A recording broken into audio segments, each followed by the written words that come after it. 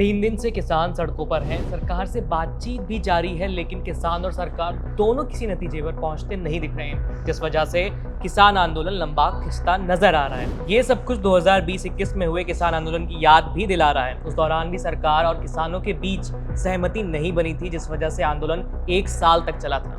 कुछ महीने बाद ही लोकसभा के चुनाव भी होने हैं। ऐसे में लोकसभा चुनाव से पहले किसानों के इस आंदोलन की चर्चा हर तरफ हो रही है। विदेशों में भी सुर्खियां बन रही हैं। चलिए जानते हैं कि विदेशी मीडिया में किसान आंदोलन 2.0 पर क्या कुछ लिखा जा रहा है। शुरुआत करते हैं अमेरिकी अखबार द न्यूयॉर्क टाइम्स से। द न्यूयॉर्क टाइम्स ने why farmers are marching towards Delhi again की हेडलाइन के साथ खबर चलाई है, यानी किसान दोबारा दिल्ली की तरफ क्यों बढ़ रहे हैं। यही नहीं, न्यूयॉर्क टाइम्स ने अपने काफी तीखे शब्दों में अपने लेख की शुरुआत की।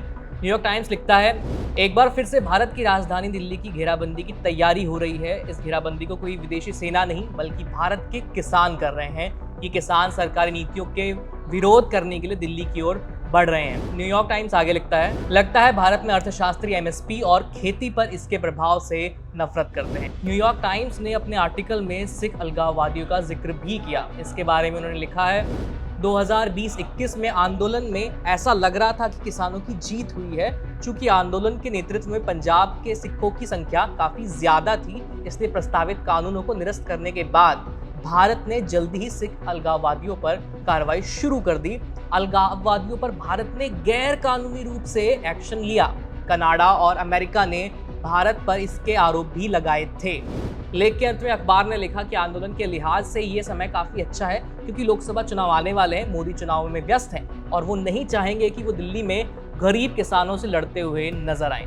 ब्रिटिश अखबार दी गार्डियन ने अपनी वेबसाइट पर किसान आंदोलन का वीडियो शेयर किया है। इस वीडियो में पुलिस किसानों पर वाटर कैनन का इस्तेमाल करती हुई दिख रही है। साथ ही 2024 के लोकसभा चुनाव का जिक्र भी किया गया है। द गार्डियन ने लिखा है, भारतीय पुलिस ने किसानों और उनके समर्थकों पर पानी की बौछार की। किसान नई दिल्ली की तरफ कूच कर रहे हैं। यह आंदोलन राष्ट्रीय चुनावों से कुछ महीने पहले किया जा रहा है, जिसमें नरेंद्र मोदी प्रधानमंत्री के रूप में अपने तीसरे कार्यकाल की तरफ बढ़ रहे हैं। द गार्डियन ने इस खबर की हेडलाइन दी, the Indian police fire water cannon and tear gas at protesting farmers, यानी भारतीय पुलिस ने प्रदर्शनकारी किसानों पर आंसू गैस छोड़ी और वाटर कैनन चलाई। अब पड़ोसी देश पाकिस्तान का रुख करते हैं। पाकिस्तान के जाने माने अखबार द डॉन ने भी किसान आंदोलन से जुड़ी खबर को छापा है। अखबार ने खबर की हेडलाइन में लिखा है, Indian police blockade capital from protesting farmers.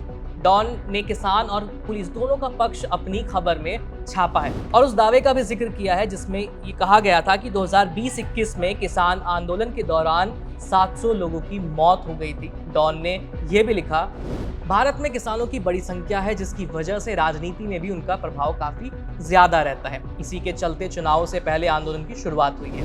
वहीं दूसरी ओर अल जजीरा ने किसान आंदोलन की खबर को पूरी हिस्ट्री के साथ छापा है। खबर की हेडलाइन दी है, Indian farmers march, what are their demands, why is government blocking roads, यानी भारतीय किसानों का मार्च, क्या है उनकी मांगे और सरकार सड़कें ब्लॉक क्यों कर रही है।